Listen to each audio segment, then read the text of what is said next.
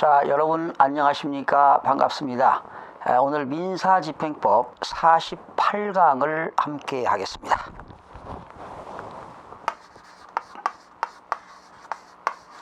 자, 오늘은요, 업무방해 금지에 대해서 한번 살펴볼까요?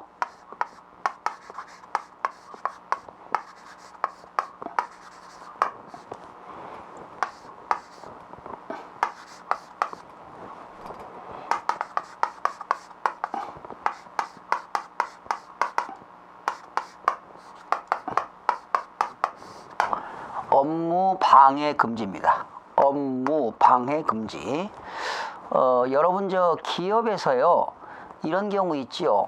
노동조합이라든가 조합원들이 임금 인상 요구하면서 기업에 있는 시설에 막 올라가 가지고 철탑에 올라가고 또 건물 옥상에 올라가서 방화도 하고 물도 뿌리고 이렇게 그 단체 행동하는 것들을 뉴스 시간에 많이 봤을 겁니다. 그러면 기업에서 이런 노동조합이라든가 조합원들을 상대로 해서 업무 방해 금지에 대한 과연 과처분이 성립이 될 거냐, 뭐 이러한 판례인데요. 아주 판례가 두 가지가 나왔는데 이런 것들을 한번 그냥 살펴보는 시간을 갖도록 하겠습니다. 492쪽인데요. 이거 보시기 전에 먼저 뒤에 넘겨셔서 민법 한번 살펴보겠습니다. 참고 조문 민법 241조입니다. 민법 241조가 토지의 심굴 금지죠.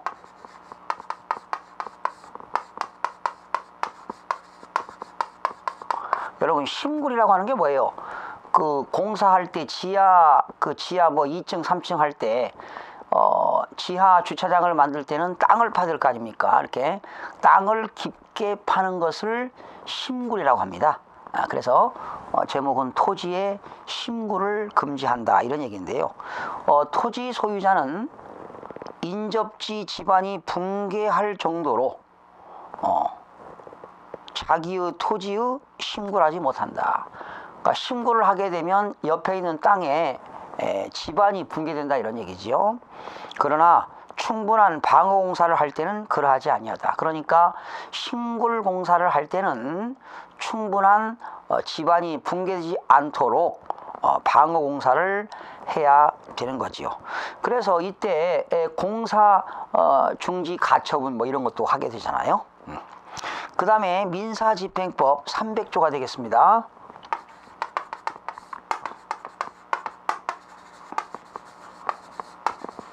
이 300조가 가처분의 목적이죠. 가처분의 목적. 뭐 가압류라든가 가처분은 채권자가 어떤 채권을 보존할 목적으로 하는 것이 가압류 가처분인데, 특히 가처분은 그런 다툼이 있는 거죠. 분쟁이 있을 때 하는 건데, 거기 보세요.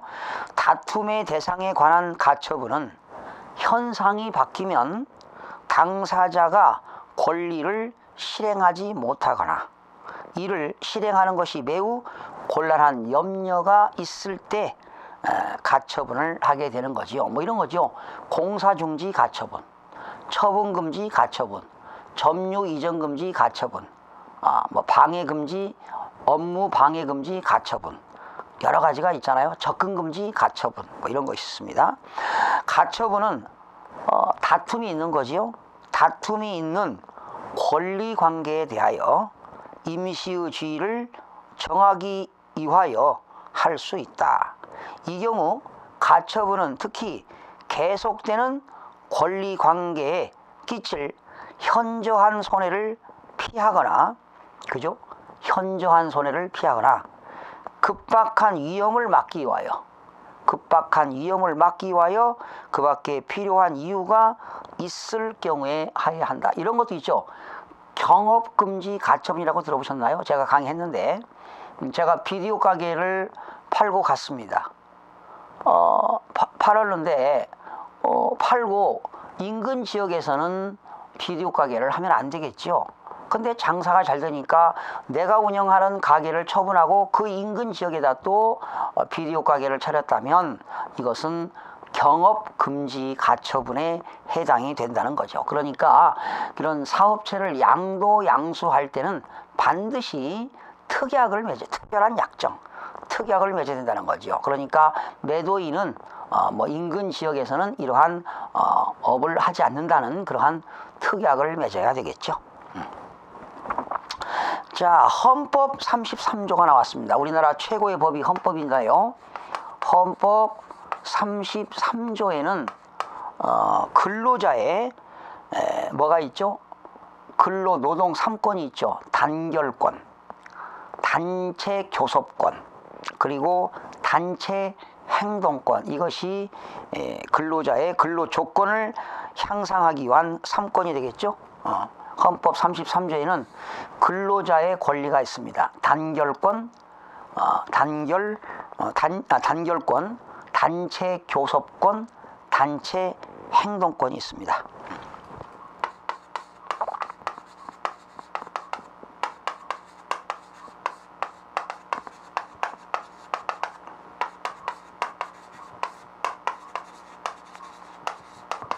단체 교섭권, 단체 행동권을 가진다.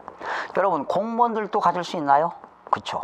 공무원들도 단결권, 단체 교섭권, 단체 행동권을 가질 수가 있습니다. 그런데 거기 사망 보니까 주요 방위산업체 있죠.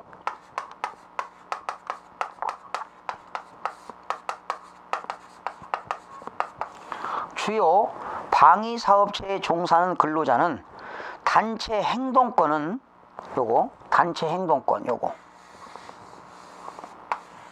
단체 행동권에 대해서는 법률이 정하는 바에 의하여 제한하거나 인정하지 아니할 수 있다. 요거는 제한하거나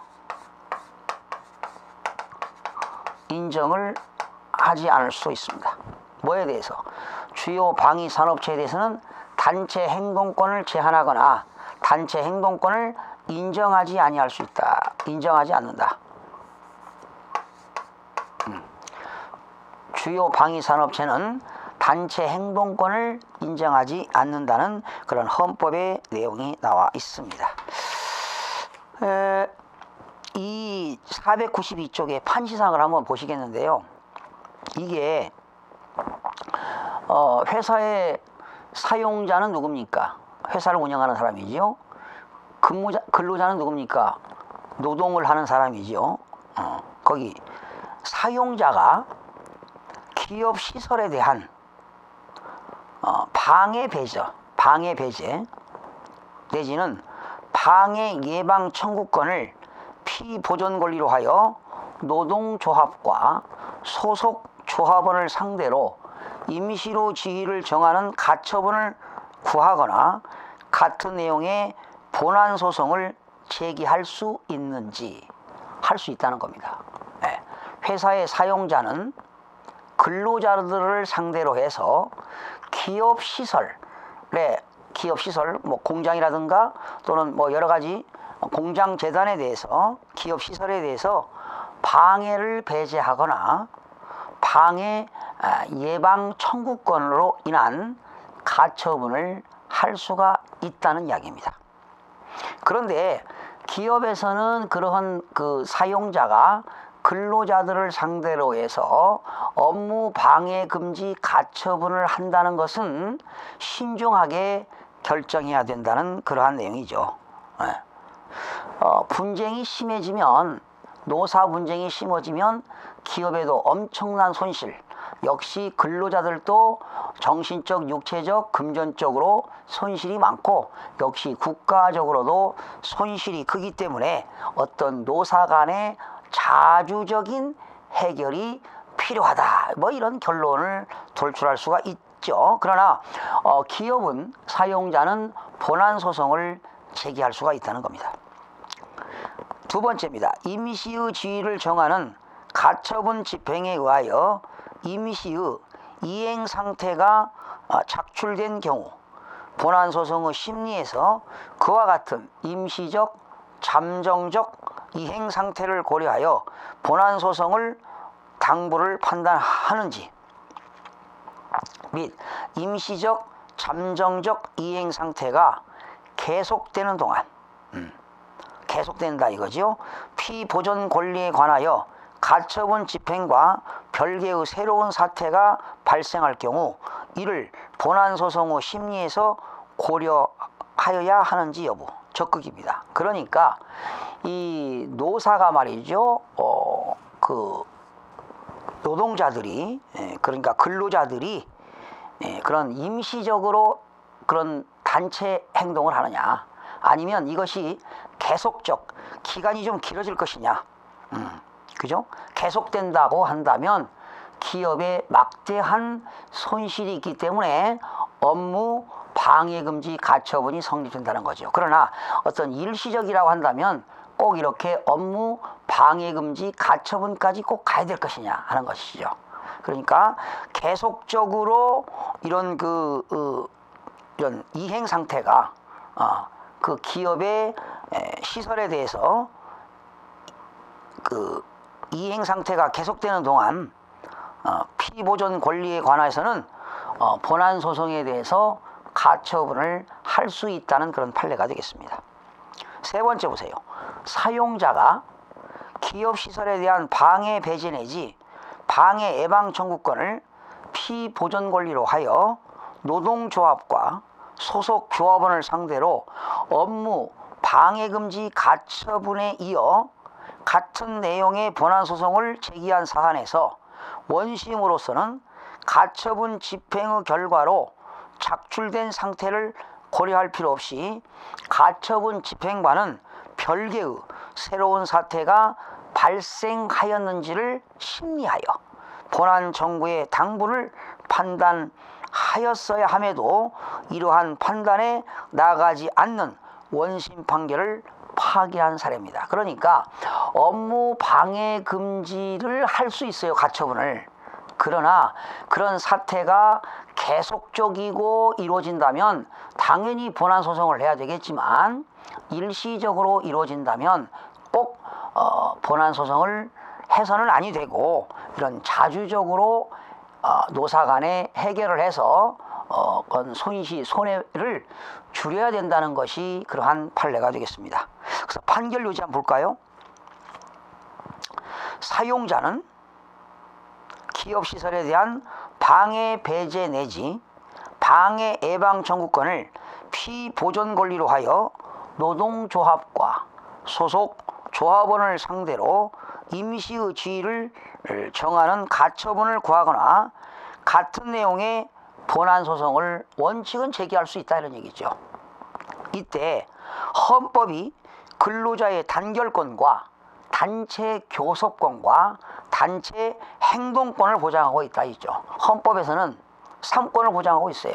단결권, 단체 행동권, 단체 교섭권, 단체 행동권을 보장하고 있고 노동쟁의의 유동성에 비추어 법적 간섭은 최소 한도에 그치는 것이 그렇죠. 법적으로 그 사용자가 근로자를 법적으로 간섭하는 것은 최소 한도에 그치는 것이 분쟁 해결에 도움이 될 수 있다는 것이지요. 노사의 이해 대립은 노사 대등의 원칙에 입각해서 자주적으로 해결해야 한다는 것이 바람직한 것입니다.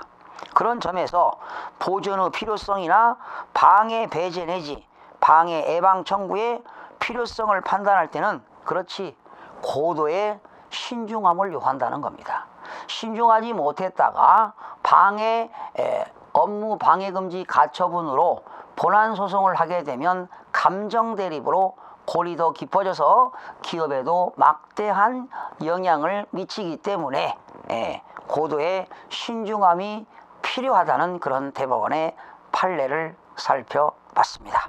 여러분 다음 시간에 49강에서는요 양도소득세 처분 취소에 대해서 여러분 학습하는 시간을 갖도록 하겠습니다. 여러분 다음 시간에 찾아뵙겠습니다. 수고하셨습니다.